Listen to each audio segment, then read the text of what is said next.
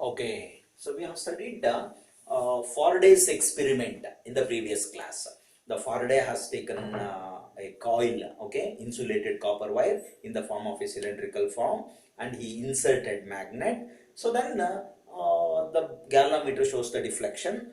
So the change of magnetic field induces the electric current, correct? Change of magnetic field induces the electric current that we have studied. So what is the meaning of that one? Suppose you have taken, okay, you have taken a coil, okay, suppose you have taken a coil, okay, you have taken a coil, you will take magnet inside. When magnet is taken inside, this magnet has magnetic field, field lines. So when these field lines links with the coil, okay, when you keep it inside, it links with the coil. Magnetic lines links with the coil when you keep magnet inside. But when it links, okay, when it links, so then there is no induced EMF. So that magnetic lines which links the coil varies, changes, okay, then only EMF will be induced, okay. So electromotive force will be induced. So that you have to remember, okay. So the magnetic field which link the coil varies, then voltage will be induced, EMF will be induced. So if you keep constant, just it links, so there is no induced EMF. Either coil has to move or magnet has to move, then only then EMF will be induced. That we discussed in the previous class. Faraday's conclusions and all those things we have studied in the previous video. Okay. So now we can go for just extension of this one. Okay. So in the previous class, Faraday took bar magnet, okay, mechanically prepared magnet, and he generated EMF. But here we are discussing a small changes. I will tell you what is the change, okay. So now you take insulated cylindrical material, okay, you have to take cylindrical material, so that must be insulated, means it may be made with a plastic or rubber or wood, whatever it is, insulated hollow cylindrical material. Then you take the insulated copper wire, okay, it take nearly 100 turns, okay, 100 turns, make 100 turns and connect it to battery, okay, connect it to battery, and take another wire, don't interconnect with these wires, okay, take another wire, so its number of turns must be 50. Here number of turns must be 100, okay. So take 50 turns, connected to galvanometer. It is connected to galvanometer. Make it clear, these coils are not interconnected, and moreover it is wounded to the insulating material. There is no connection between these two coils. Totally they are separate, okay, totally they are separate. So now I will start the experiment. What is the experiment? Suppose this is an open plug key, means current is not passing. Just make it a closed plug key. So then electric current will pass through this coil. Suddenly this needle of the galvanometer, it shows the deflection right side and come back to zero, okay. When we switched on, whenever it is switched on, suddenly it is at zero, okay. Imagine it is at zero, suddenly it moves to the right side and come back to zero. Again it is zero. But still current you are passing, the current, but there is no current here, there is no induced current. As soon as you press the key, as soon as you switch on, it shows the deflection and come back to zero. Next, okay, you just off it, okay, switch off it, okay, remove the plug key, again it shows the deflection in the opposite direction and come back to rest, okay, come back to zero.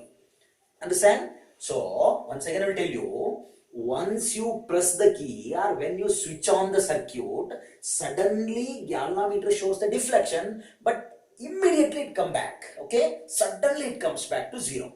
And when you switch off, again it shows the deflection is in the opposite direction and come back to zero. So what is the reason for this? So whenever you switch on, electric current pass through the coil, when the electric current is passed through the coil 1, it produces the magnetic field, that magnetic field induces the EF in the second coil, okay, induces the EMF in the second coil. So, but when you continuously pause, there is no induced EMF because there is no movement. Just it links. So, when it links, no induced EMF.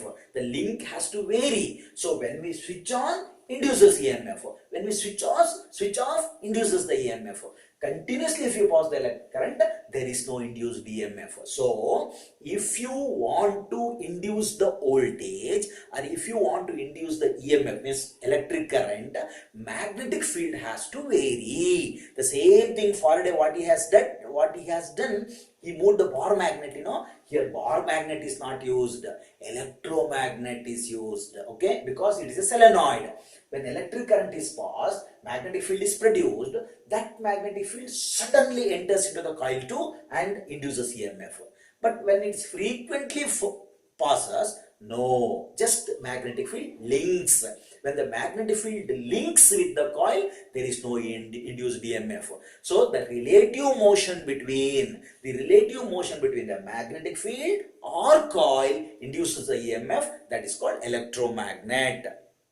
Okay, so now again the same thing, again electromagnetic, that is called electromagnetic induction. So one more definition I will give you for this experiment. Okay, previously I told what is electromagnetic induction, isn't that? The relative motion between magnet or a coil induces EMF in the coil, that is called electromagnetic induction. But here, look here, the process by which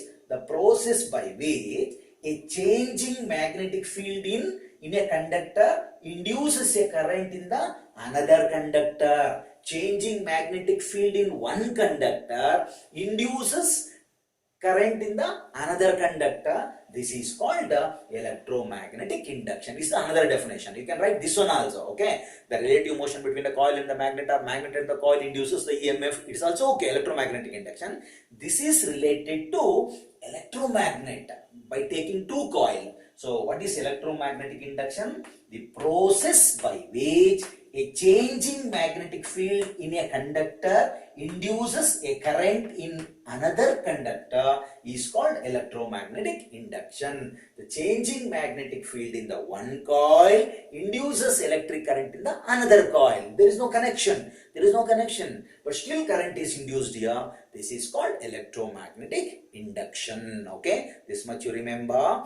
Faraday's law, conclusion of Faraday, and producing electromagnetic induction, definition of electromagnetic induction, and again definition of electromagnetic induction in two coil experiment. Okay, in the two coil experiment. Okay, this much you remember. In the next class I am going to generator. What is generator? What is Fleming's right hand rule? And all those things we shall discuss in the next class. Okay, thank you.